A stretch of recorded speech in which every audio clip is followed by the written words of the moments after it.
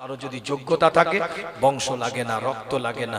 কারো যদি যোগ্যতা থাকে কোনো বংশ রক্ত লাগবে না। তাহলে প্রতাপচন্দ্র সেন কি করে? পীর শব্দটা হচ্ছে ফার্সি শব্দ, এর আরবি ভার্সন হচ্ছে শাইখ। পীর শব্দটা আরবি শব্দ, আরবি ভার্সন হচ্ছে শাইখ। কোরআনের ভাষায় এসেছে ওয়ালিয়া মুর্শিদা ওয়ারকাউ মা'আর রাকিঈন ইবাদিল্লাহিস সালিহিন। এই তিনটে ভাষা কোরআনের ভাষার সাথে পীর মাশায়েখদের কার্যকলাপ, সেই কার্যকলাপের ডেফিনেশনের সংজ্ঞার মিল থাকে। পীর মানে হচ্ছে বুড়ো। এগুলো সব আলোচনা আমার আছে, সব দুটো বিষয় আমার ইউটিউবে বিস্তারিত কথা আছে। হট করে তো এক বাক্যে দিয়েছে। প্রশ্নটা কে করেছে বলে? অসুবিধা নেই, বলেন না। প্রশ্ন করেছেন জানার জন্য করেছেন, বলেন না কে করেছেন, বলেন না। মুখটা দেখি না কি আছে। ভাই করেছে? তোমরা ইউটিউবারদের মধ্যে কে করেছে নাকি? ওটা তো ওরা কেটে কেটে ছাড়বে মুখ লেগে। পীর শব্দটা যেহেতু প্রশ্ন করেছে, উত্তর না দিলে বলবে হুজুর মনে হয় জানে না, এই জন্য উত্তর দেন। কিন্তু দুটো বিষয় আমার বক্তব্য, 1 ঘন্টা 2 ঘন্টা নয়, বহু বক্তব্য আছে এর উপরে। একদম টু দা পয়েন্ট কথা বলছি। কারো মুখ লাগিয়ে, কারো থাম্বাল লাগিয়ে ছাড়বে না। কাউকে ইন্ডিকেট করে, কারো গলা টিপার জন্য বলিনি, আর কাউকে বাঁশ খোলার জন্য বলিনি, কাউকে বাঁশ দেওয়ার জন্য বলিনি। শরিয়াতের নীতির কথা শরিয়াত অনুযায়ী হবে। কারো পক্ষে গেলে পক্ষে, কারো বিপক্ষে গেলে বিপক্ষে। এগুলো সব আলোচনা আমার আছে, সব দুটো বিষয় আমার ইউটিউবে বিস্তারিত কথা আছে। হট করে তো এক বাক্যে দিয়েছে। প্রশ্নটা কে করেছে বলে? অসুবিধা নেই, বলেন না। প্রশ্ন করেছেন জানার জন্য করেছেন, বলেন না কে করেছেন, বলেন না। মুখটা দেখি না কি আছে। ভাই করেছে? তোমরা ইউটিউবারদের মধ্যে কে করেছে নাকি? ওটা তো ওরা কেটে কেটে ছাড়বে মুখ লেগে, ওই জন্য করেছে। ওটা তো জানার জন্য করে না, সবই জানে। আল্লাহ পাক কবুল করেন, সকলে বলেন আমিন। মূল বিষয় হচ্ছে কাটে কেটে কুটে ছাড়ার জন্য প্রশ্ন করে তো লাভ নেই, জানার জন্য প্রশ্ন করতে হবে। আল্লাহ আমাদের সকলকে কবুল করেন, সকলে বলেন আমিন। পীর শব্দটা যেহেতু প্রশ্ন করেছে, উত্তর না দিলে বলবে হুজুর মনে হয় জানে না, এই জন্য উত্তর দেন। কিন্তু দুটো বিষয় আমার বক্তব্য, 1 ঘন্টা 2 ঘন্টা নয়, বহু বক্তব্য আছে এর উপরে। একদম টু দা পয়েন্ট কথা বলছি। কারো মুখ লাগিয়ে, কারো থাম্বাল লাগিয়ে ছাড়বে না। কাউকে ইন্ডিকেট করে, কারো গলা টিপার জন্য বলিনি, আর কাউকে বাঁশ খোলার জন্য বলিনি, কাউকে বাঁশ দেওয়ার জন্য বলিনি। শরিয়াতের নীতির কথা শরিয়াত অনুযায়ী হবে। কারো পক্ষে গেলে পক্ষে, কারো বিপক্ষে গেলে বিপক্ষে। কথা বুঝতে পারছেন? এতক্ষণ কথা বললাম, কাউকে কি বাঁচিয়ে বলেছি না, কাউকে সাপোর্টে বলেছি না, কারো বিরুদ্ধে বলেছি? হ্যাঁ, খবরদার। তোমরা ইউটিউবাররা প্রশ্ন করেছো, কিন্তু থাম্বাল উল্টো পাল্টা দিয়ে কোন রকম ছাড়া যাবে না, এটা তোমাদেরকে নির্দেশ দিলাম। আর তোমরা যদিও বক্তব্যটা কাটিং করে ছাড়ো, তোমাদেরকে লিখে দিতে হবে হুজুরের ছবি ফটো ছাড়া কারোর ফটো দিয়ে কোনো থাম্বাল করে হুজুরের বক্তব্য ছাড়া যাবে না। এটা আমি বারবার বলি, বারবার এটা বলি। কেন? কার মুখের চেহারা আমারও লাগাবার দরকার নেই, আমার মুখের চেহারা কারোরটা লাগাবার দরকার নেই। কি ভাই, কথা ঠিক না? পীর শব্দটা হচ্ছে ফার্সি শব্দ, এর আরবি ভার্সন হচ্ছে শাইখ। পীর শব্দটা আরবি শব্দ, আরবি ভার্সন হচ্ছে শাইখ।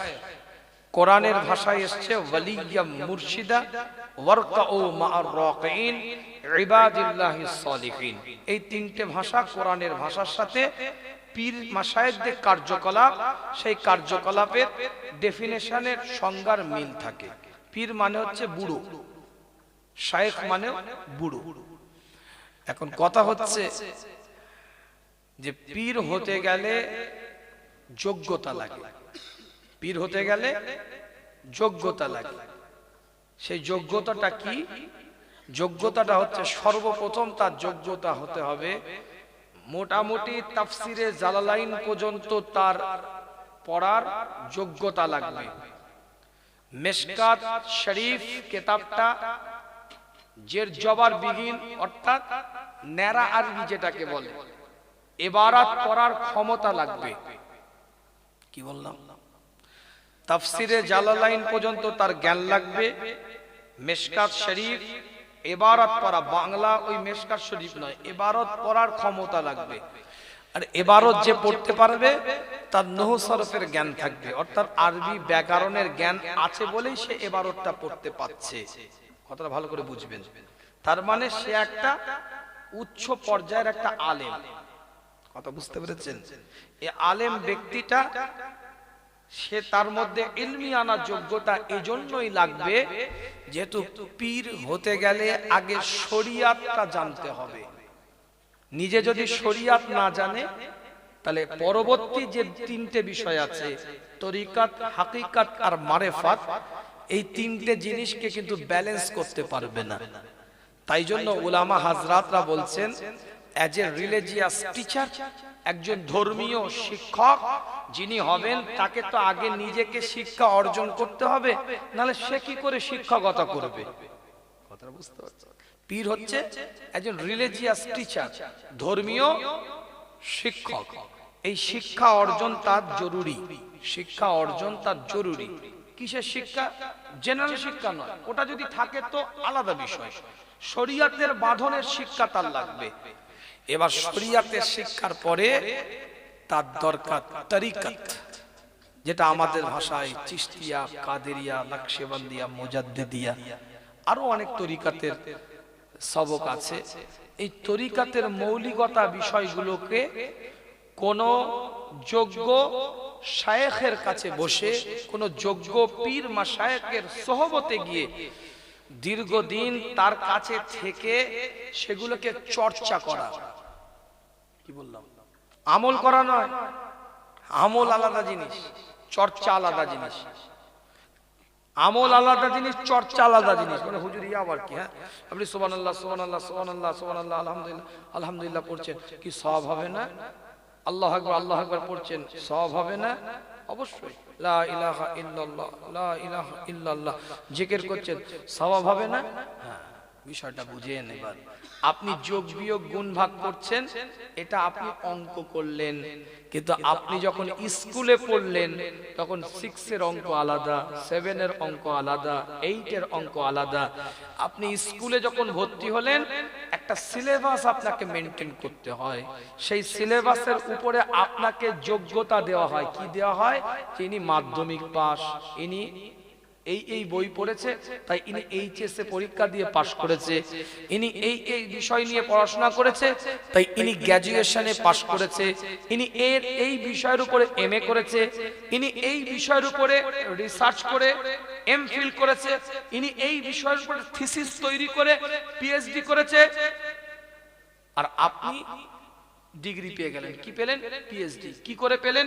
একটা নিয়ম, একটা কানুন, একটা সিস্টেম, একটা ডিসিপ্লিন, একটা শিষ্টাচার, একটা সিলেবাসের মধ্যে গিয়ে আপনি পিএইচডি করতে পারলেন। কিন্তু একজন পিএইচডি কারো বিশাল যোগ্যতা, আর একজন বিনা ডিগ্রিতে গিয়েও সে কিন্তু পড়াশোনা করে ভালো একটা জায়গায় পৌঁছেছে, কিন্তু তারটা গ্রহণযোগ্যতা পাবে না।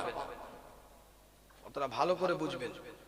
আপনি খুব সুন্দর করে পড়াতে পারেন, কিন্তু আপনার মধ্যে যদি বিএড না থাকে তাহলে কি হবে? আপনার কোনো দাম আছে?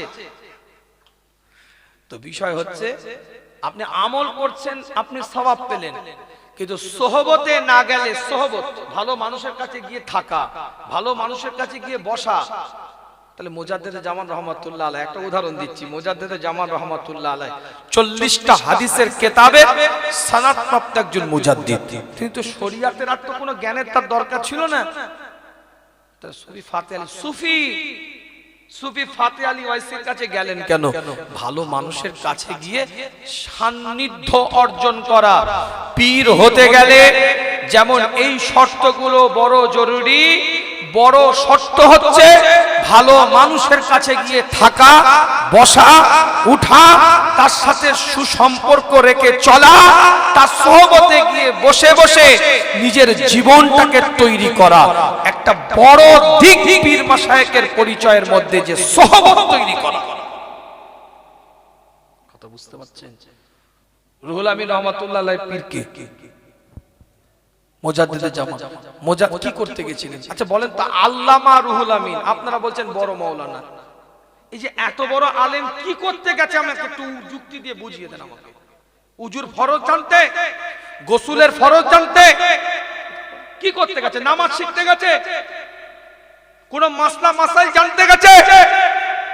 এই দিলের কাইফিয়াতটা পরিবর্তন করার জন্য, দিলের হালাতটাকে পরিবর্তন করার জন্য একটা ভালো মানুষের সান্নিধ্যে গিয়ে বসেছে, ভালো মানুষের সোহবতে গিয়ে বসেছে। পীর হওয়ার আগে ভালো মানুষের সোহবতটা কতটা পেয়েছো, এটা বড় একটা পীর হওয়ার আগে তোমার শর্ত দেখতে হবে। ব্যাখ্যা বলবেন না, একটা বুঝুন আমার কথাটা। আমি যদি ভুল বলি আপনি প্রতিবাদ করেন। এত বড় আলেম নেসারউদ্দিন রহমাতুল্লাহ আলাইহি, চারটিখানি বড় আলেম নয়। কনকপুরের আব্দুল আজিজ নাম শুনেছেন? আরে ডাক্তার শহীদুল্লাহ 18টা ভাষার উপরে পাণ্ডিত্য অর্জন করেছে। আমার কথা কিছু বুঝতে পারছেন? সেই মানুষটা কি করতে গেছে? আমার মেজো শাহজাহানের মুখে নিজে শোনা আখলাকে রাসূল আবুল ইয়াতিম আবুল উলামা পীর আল্লামা আবু ইব্রাহিম মোহাম্মদ উবাইদুল্লাহ সিদ্দিকী রহমাতুল্লাহ আলাইহির মুখে নিজে শোনা বলছে আমার ডাক্তার শহীদুল্লাহ যখন এসেছেন, আমি জিজ্ঞেস করলাম আপনি তো আমার দাদার অনেক দিন কাছে ছিলেন, কিছু আমার দাদার কেরামতির কথা বলেন না। কে বলছে? আমার মেজো চাচা জান বড় হুজুর পীরকে রহমাতুল্লাহ আলাইহি মেজো সাহেব জাদা পীর আল্লামা আবু ইব্রাহিম মোহাম্মদ উবাইদুল্লাহ সিদ্দিকীর মুখে নিজে শোনা বলছি, আপনি আমার দাদার অনেকদিন সান্নিধ্যে ছিলেন, কিছু কেরামতি বলেন না। তো আমার দিকে হেসে ডাক্তার শহীদুল্লাহ সাহেব বললেন, হুজুর আপনার দাদার সব থেকে বড় কারামতি আমি শহীদুল্লাহ, আমি আমেরিকার বুকে লন্ডনের বুকে পাশ্চাত্যের যুগে ওয়েস্টার্ন কালচারে থেকে মুখে দাড়ি গায়ে পাঞ্জাবি, শুধু তাই নয় প্রেসিডেন্সি কলেজে আমি ভর্তি হতে গিয়েছিলাম। কি বিষয়ের উপরে পড়ার জন্য জানেন? শুনে নেন, প্রেসিডেন্সি কলেজে ডাক্তার শহীদুল্লাহ রহমাতুল্লাহ আলাইহি মুজাদ্দিদে জামানের খলিফা ভর্তি হতে গিয়েছিল সংস্কৃত সাবজেক্ট নিয়ে পড়ার জন্য।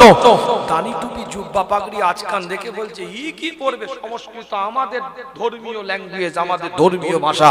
ভর্তি নিল না। আমি লন্ডনে গিয়ে সংস্কৃতির উপরে এমএ করে প্রেসিডেন্সি কলেজে আমি প্রফেসরি করেছি। আমি ডাক্তার শহীদুল্লাহ ওই সংস্কৃতি সাবজেক্টের উপর। কি বলছো তুমি? মাথা ঘুরবে। তুমি তো হালুয়া মনসুর মিঠাই মোরব্বা খুনচার ঘুরছো পুরোপুরা। এই কথা বলেন না কেন? সংস্কৃত সাবজেক্টের উপরে এমএ করতে গিয়েছিলেন প্রেসিডেন্সি কলেজে। ভর্তি 9-এ চলে গেছে অক্সফোর্ড থেকে, আপনার কেবল লন্ডন থেকে এমএ করে ওই সাবজেক্টের উপরে তিনি প্রফেসরি করছে। সেই মানুষটা কি বলছে?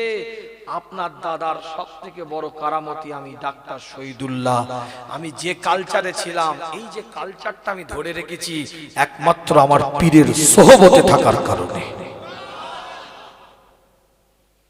এক কথায় একটাই উত্তর দিয়ে গেলাম, এক কথায় একটাই উত্তর দিয়ে দিলাম তোমার প্রশ্নের। শুনে নাও, আজ মুজাদ্দিদে জামানের বাড়ির আওলাদ বলে যাচ্ছি, কথা আমি কম বলি, বেশি কথা বলি না, কিন্তু যখন বলি তখন কিন্তু ভালো করে বোঝাবার চেষ্টা করি। এগুলো তো শর্ত বললাম, তরিকত হাকিকাত মারেফাত সব শর্তের ঊর্ধ্বে শর্ত হচ্ছে সোহবত। ভালো মানুষের কাছে কতক্ষণ তুমি বসেছো, এই সোহবতের উপরে তোমার পীর হওয়ার যোগ্যতাটা দাঁড়িয়ে আছে। ভালো মানুষের কাছে বসলে ভালো জিনিস জানবে, পীরের মধ্যে বৈচিত্র্য বৈশিষ্ট্য খুসুসিয়াত পাওয়া যাবে। কাউকে অ্যাডভার্টাইজমেন্ট করে পীর করতে হবে না। ভালো মানুষের কাছে গেলে অটোমেটিক্যালি মানুষ তোমাকে খুঁজে বের করে নেবে। কোন পেপার পত্রিকায় মুজাদ্দিদে জামান দেননি যে আমি পীর সাহেব ফুরফুরা দরবার শরীফ আমার কাছে এসে বায়াত হও। এখন নাই সোশ্যাল মিডিয়া, তখন তো প্রিন্ট মিডিয়া ছিল রে বাবা, তখন তো নিউজ পেপার ছিল, অ্যাডভার্টাইজমেন্ট তো চলতো রে বাবা, দিতে পারতেন তো। হ্যাঁ, তা লক্ষ লক্ষ মানুষ কোথায় গেলেন, কি করে খুঁজে পেলেন বাবু? হ্যাঁ, অবশ্যই কারো যদি যোগ্যতা থাকে বংশ লাগে না, রক্ত লাগে না। কারো যদি যোগ্যতা থাকে কোনো বংশ রক্ত লাগবে না। তাহলে প্রতাপচন্দ্র সেন কি করে হলো? প্রতাপচন্দ্র সেন তাহলে কি করে হলো? সুফি আব্দুল মাহমুদ, সুফি আব্দুল মমিন হয়েছে না হয়নি প্রতাপচন্দ্র সেন? তার কি বংশ পরম্পরায় কিছু কি পরিচিতি ছিল নাকি? ছিল না। যোগ্যতার উপরে ডিপেন্ড করছে। আপনার যদি যোগ্যতা থাকে অবশ্যই আপনি পীর। আমার বাচ্চার যদি যোগ্যতা না থাকে পীর নয়, আমার বাচ্চার যদি যোগ্যতা থাকে পীর। নবীর ছেলে নবী হয়েছে, মানুষ নবী বলে মেনে নিয়েছে। নবীর ছেলে নবী হয়নি, জালেম হয়েছে, মানুষ বাদ দিয়ে দিয়েছে। তা নবীর ছেলে যেমন নবীও হয়, পীরের ছেলেও পীর হতে পারে, এটাও মানতে হবে। এই কথা বলেন, কথা কি ভুল বললাম? ভুলভাল বুঝিয়ে দিলাম নাকি আপনাদেরকে? আল্লাহ পাক কবুল করেন। আর দ্বিতীয় আরেকটা প্রশ্ন করেছে, ওটা মুজাদ্দেদে জামানের 16 নাম্বার, 22 নাম্বার, 23 নাম্বার ওসিয়াতটা দেখে নেবেন, ওসিয়াত নামা পড়লে উত্তর পেয়ে যাবেন। আল্লাহ পাক কবুল করেন। সকলে 3 বার সূরা ফাতিহা শরীফ, 10 বার সূরা ইখলাস শরীফ, 11 বার দুরূদ শরীফ দোয়া হবে। তাবারুক দাও, তাড়াতাড়ি বিদায় নেব।